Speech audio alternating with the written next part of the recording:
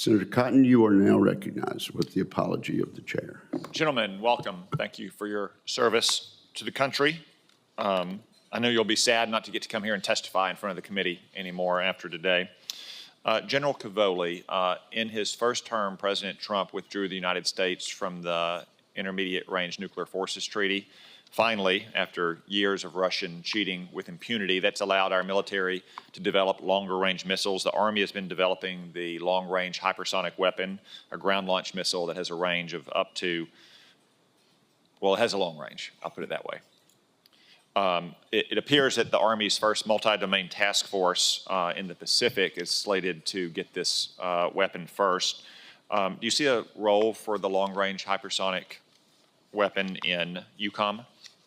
I do, Senator Cotton. I think it would be very useful. I think coming out of the INF Treaty was a very important move, and it's one that we now should capitalize on in all the relevant theaters. The Army's multi-domain task force long-range fires battalion is the real key component. It's got several systems in, as I think you know, and there is a move to, there is a request out there to place one of those in Europe that I could get into in closed session in detail with you if you'd like, sir. Okay, thank you.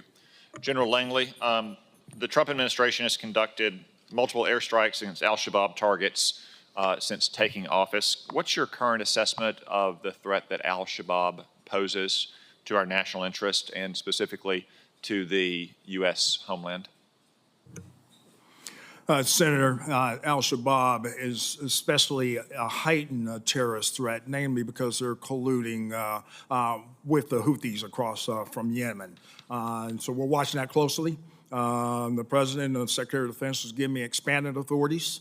I can talk about those details as far as expanded authorities, but I will say we're hitting them hard. I have now have the capability to hit them harder. Okay, al-Shabaab is in the Horn of Africa on the East Coast. There's obviously other terrorists operating throughout Africa associated with al-Qaeda or the Islamic State. What's your assessment of the threats that all those terrorists on the African continent pose, and again, specifically pose to the U.S. homeland?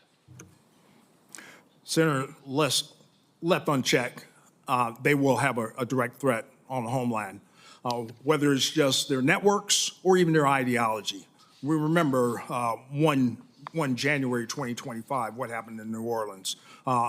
Still, there are some that have been indoctrinated by this false ideology of Islam. Okay.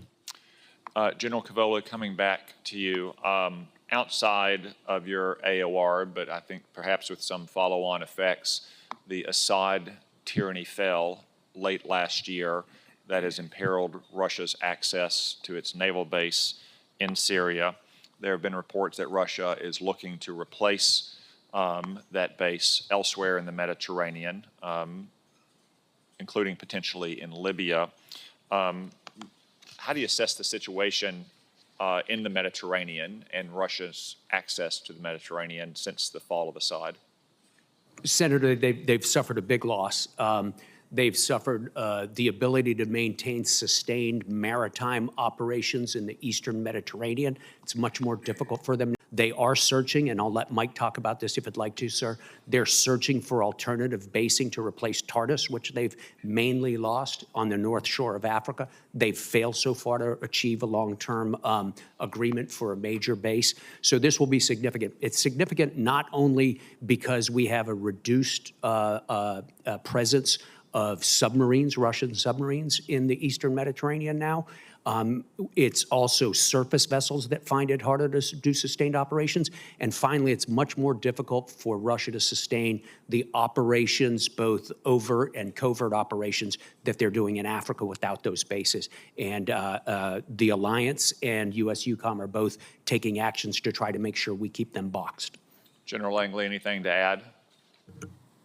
Yes, Senator. I watched Maghreb closely. Russia now does have initiatives because that is NATO's southern flank, from Morocco to Algeria and even Tunisia and Libya. I engage with them closely for shared objectives of denying the militarization of the NATO's southern flank.